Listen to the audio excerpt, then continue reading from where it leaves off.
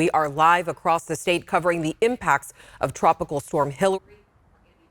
Live in Palm Springs. Neighborhoods were flooded and are dealing with a lot of mud. We also have Jeannie Nguyen, who is live talking with local emergency crews in Southern California. And Chief Meteorologist Monica Woods is tracking conditions right here at home. Heavy rain pounded the foothills this afternoon. This is video in Forest Hill near the Mosquito Fire burn scar. There are flash flood watches in effect.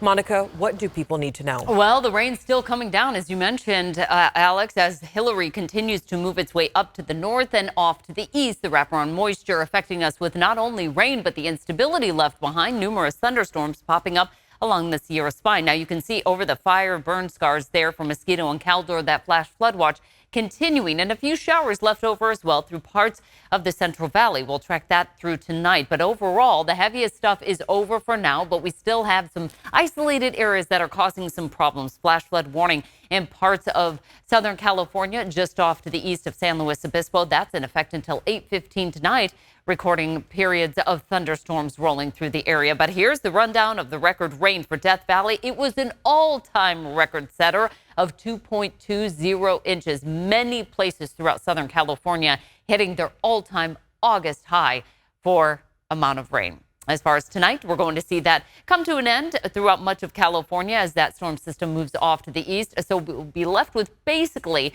a mix of sun and clouds for tomorrow. Alex will be tracking that storm as well as what's ahead for our local forecast coming up in just a minute. Tropical Storm Hilary is the first tropical storm to hit Southern California in 84 years. Roads flooded and people were swept into rivers. There were even tornado warnings. And in the middle of all of it, a 5.1 magnitude earthquake struck Ojai in Ventura County. And near Palm Springs, people have been cleaning up a lot of mud from their neighborhoods. This is a senior neighborhood out in Cathedral City. It's believed about 60 homes were flooded, causing millions of dollars in damage. Our Andy Judson is live in Palm Springs tonight. Andy, you rode out this storm yesterday in the Palm Springs area. What did you experience out there? Yeah, Alex, I'm coming to you a little bit more dry today than yesterday. And, you know, I've covered hurricanes on the East Coast before, but I've never experienced something like this in California. It was really a historic event, especially for me, just the sheer amount of water that was here. In Palm Springs, it broke the record for the amount of rainfall in a single day. And we're still seeing that water aftermath of those flash floods right now. I want to show you a little bit where I'm at. I'm actually in the middle of a major roadway. You might not guess it, but take a look. You can see it's closed because it's completely washed out. And if you take a look over here, you can see the water is still flowing pretty steadily here. So that really shows just how much water is here in the desert. And of course, it's a desert town. People aren't really accustomed to this amount of water here. So it was definitely something that, you know, was surprising to me, but also surprising to a lot of the residents out here in Palm Springs and the surrounding regions. What's next for people living in homes that were damaged by this tropical storm? What do they do? Yeah, as you mentioned, we were out in Cathedral City today, and we spent our morning with a senior living facility or community out in a mobile home community out there.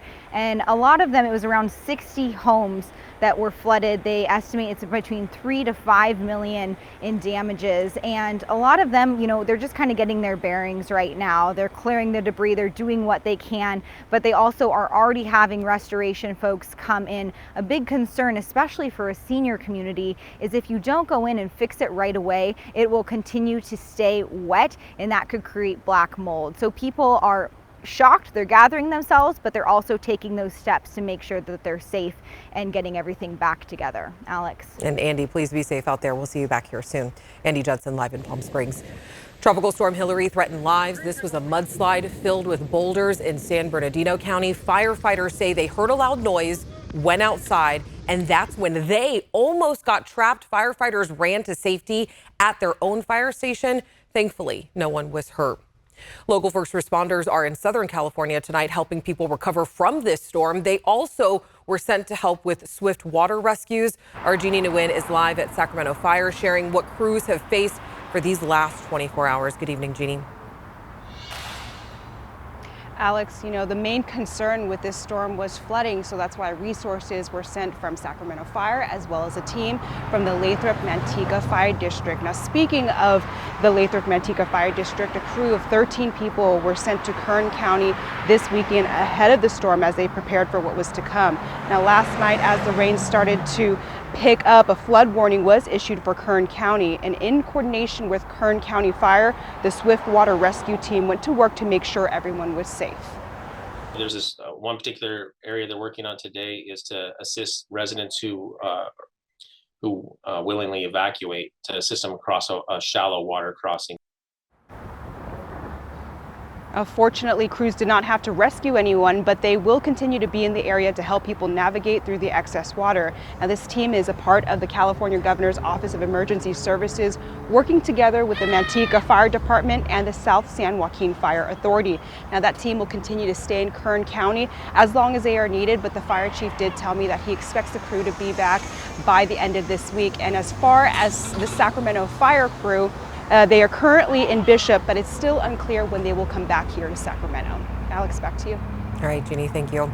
One question asked, does this tropical storm mean anything for our fire season? Typically, we have large wildfires this time of year. I spoke with a fire scientist at San Jose State University. Dr. Craig Clements tells me that all the rain will increase moisture in our fire fuels.